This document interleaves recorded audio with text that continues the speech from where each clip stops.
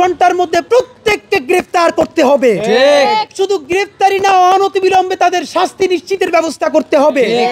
আমরা ইনকিলাব মঞ্চের পক্ষ থেকে ছাত্র জনতা প্রধান উপদেষ্টার বাসভবনের সামনে যাব ছাত্র জনতার অনশন কর্মসূচি পালন করার জন্য, জঙ্গি লীগ খুনি লীগের গুপ্ত হত্যার বিরুদ্ধে এবং এই ছাত্র জনতাকে নিরাপত্তা দিতে ব্যর্থ হওয়ার দায়ে সরকারের বিরুদ্ধে এবং বাংলাদেশের প্রধান রাজনৈতিক দলগুলো ছাত্র জনতাকে নিরাপদ করতে না পারার কারণে তাদেরও বিরুদ্ধে আমরা কর্মসূচি ঘোষণা করছি।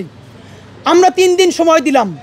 আজকে বৃহস্পতিবার, শুক্র এবং শনিবার, আগামী 48 ঘন্টার মধ্যে আমাদের যেই 5 জুলাই বিপ্লবী ভাইকে হত্যা করা হয়েছে, বাকি 5 জনকে মারাত্মকভাবে আহত করা হয়েছে, অন্যদেরকে থ্রেট করা হচ্ছে, জীবন নাশের হুমকি দেওয়া হচ্ছে, আগামী 48 ঘন্টার মধ্যে প্রত্যেককে গ্রেফতার করতে হবে। শুধু গ্রেফতারি না, অনতিবিলম্বে তাদের শাস্তি নিশ্চিতের ব্যবস্থা করতে হবে। গণহত্যার দায়ে আওয়ামী লীগকে নিষিদ্ধ করতে হবে। নিষিদ্ধ করার আগ পর্যন্ত আওয়ামী লীগের উপজেলা পর্যায়ের প্রত্যেক 10 জন শীর্ষ নেতৃত্বকে বাংলাদেশকে নিরাপদ করার জন্য গ্রেফতার করতে হবে। যদি আগামী শুক্র এবং শনিবারের মধ্যে না পারে, তাহলে আগামী রবিবার 22শে ডিসেম্বর রবিবার ঠিক 12টায় শাহবাগ জাদুঘরের সামনে থেকে মিছিল নিয়ে আমরা ইনকিলাব মঞ্চের পক্ষ থেকে ছাত্র জনতা প্রধান উপদেষ্টার বাসভবনের সামনে যাব ছাত্র জনতার অনশন কর্মসূচি পালন করার জন্য।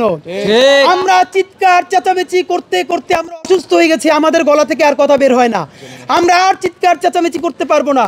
আগামী 48 ঘন্টার মধ্যে এই হত্যার যদি বিচার করা না হয়, আগামী 22শে ডিসেম্বর রবিবার শাহবাগ জাদুঘরের সামনে থেকে আমরা মিছিল নিয়ে প্রধান উপদেষ্টার বাসভবন যমুনার সামনে যাব এবং যমুনার সামনে গিয়ে আপামর ছাত্র জনতাকে নিয়ে আমরা আমরণ অনশন কর্মসূচিতে বসব, যতক্ষণ না পর্যন্ত এই খুনিদেরকে গ্রেফতার করে বিচারের মুখোমুখি করা হবে।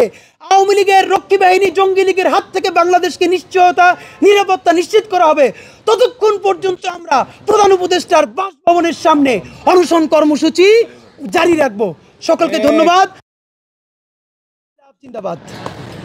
ক্ষমতায় আনার জন্য পাঠিয়েছি, সুতরাং তাদের মধ্যেও যদি ক্ষমতার খায়েশ জাগে, খুনি হাসিনার থেকে বেশি ক্ষমতার খায়েশ গত লক্ষণ সেনের পরে এই বাংলায় আর কারো বেশি হয় নাই।